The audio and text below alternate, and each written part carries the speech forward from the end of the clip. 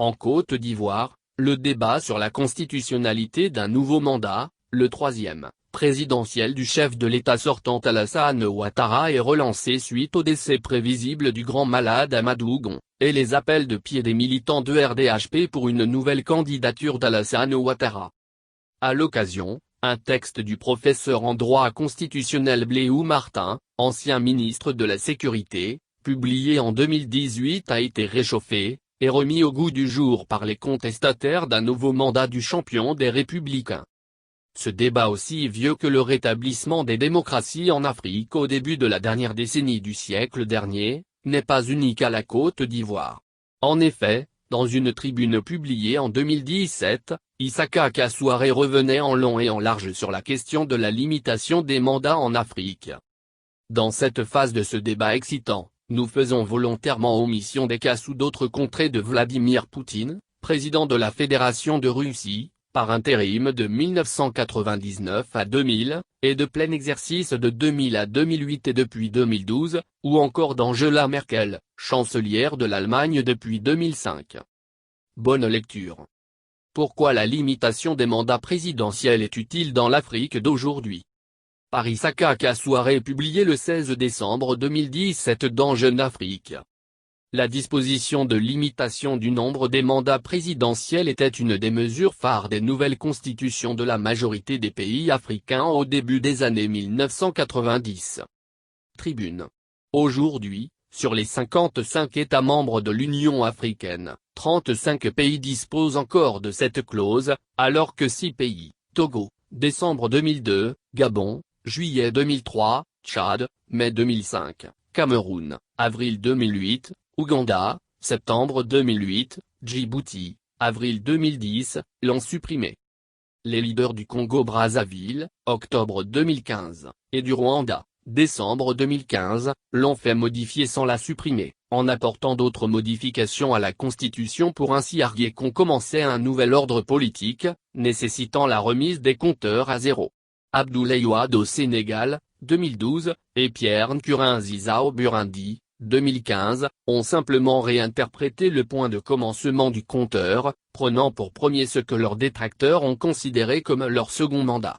Lansana Conté de la Guinée, Zine et El Abidine Ben Ali de la Tunisie, Mamadou Tandjora du Niger et Abdelaziz Bouteflika de l'Algérie avaient aboli la disposition avant que leurs successeurs ou eux-mêmes, Algérie, ne la rétablissent.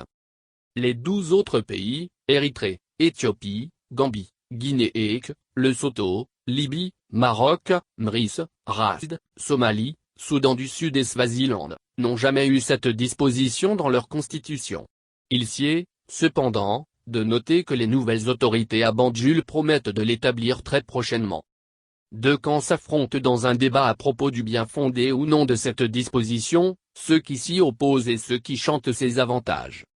Pour les disciples des mandats illimités, l'on soutient, d'abord, que les textes juridiques, comme les constitutions, doivent se prêter aux amendements périodiques, car ils sont le reflet de contextes spécifiques de la vie des sociétés, lesquels contextes changent et les lois doivent s'adapter aux nouvelles réalités. On argue ensuite que la disposition limitative des mandats est non démocratique, car elle priverait des citoyens de l'opportunité de garder des leaders performants. Ils avancent, enfin, que plusieurs vieilles démocraties occidentales, comme la Grande-Bretagne et l'Allemagne, n'ont pas de telles dispositions dans leur constitution, et personne ne leur met la pression pour l'y introduire. Les partisans du principe de limitation des mandats en Afrique d'aujourd'hui, dont fait partie l'auteur de ces lignes, tout en reconnaissant le droit des sociétés à adapter leurs textes juridiques au contexte dynamique, tentent de contrer ces arguments dans le cas d'espèce. D'abord, l'on soutient que la gestion d'un pays n'est pas l'affaire d'un seul homme. Si un leader n'a pas pu convaincre ou partager sa vision ne serait-ce qu'avec quelques membres de son entourage direct pour s'assurer de sa survie sans ébard oblique ou après lui, alors ce leader a peut-être échoué sa mission, car il n'a aucune promesse de Dieu, ou du destin, qu'il sera préservé pour tout le temps qu'il estime nécessaire pour mettre en œuvre sa vision. L'on argue, ensuite, que presque tous les leaders africains ayant supprimé ou amendé cette disposition l'ont fait après avoir passé plusieurs années à la tête de leur pays, et certains, de surcroît, n'ont aucun bilan positif à défendre. Quoi de neuf pense-t-il encore prouver, se demande-t-on. Un troisième argument est de dire que la plupart des pays africains étant encore démocratisants, l'on a besoin d'une telle disposition jusqu'à ce que la démocratie s'enracine et que l'on soit sûr que les processus électoraux sont aussi transparents et sincères qu'ils le sont généralement dans les pays occidentaux suscités. Il s'agit d'un moyen important de faciliter l'alternance au pouvoir sur le continent. Et pour le chef d'État de quitter le pouvoir avec les honneurs. Constatons aussi que dans les pays dont les leaders ont aboli ou modifié cette disposition, certains sont morts au pouvoir, Eyadema, Conté et Bongo, alors que d'autres, Tandja et Ben Ali, ont été contraints de le quitter en disgrâce. Tout ceci prouve qu'il s'agit d'un moyen important de faciliter l'alternance au pouvoir sur le continent, ne serait-ce qu'au sein du parti au pouvoir.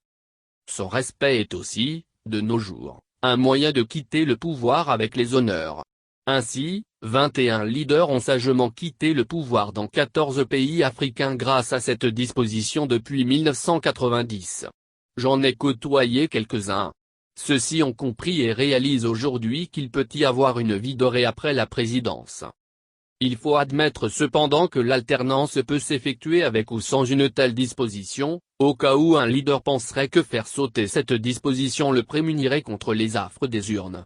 Le fait qu'au moins 26 chefs d'État sortants ont été battus aux élections par des candidats de l'opposition depuis 1990 illustre bien ce constat. Les plus récents de ces cas incluent ceux de Jammeh en Gambie et de Mahama John Dramani au Ghana, décembre 2016, de Jonathan au Nigeria, mars 2015, de Marzouki en Tunisie, décembre 2014, de Joyce Banda au Malawi, mai 2014, d'Abdoulaye Wade au Sénégal, avril 2012, et de Rupia Banda en Zambie, septembre 2011.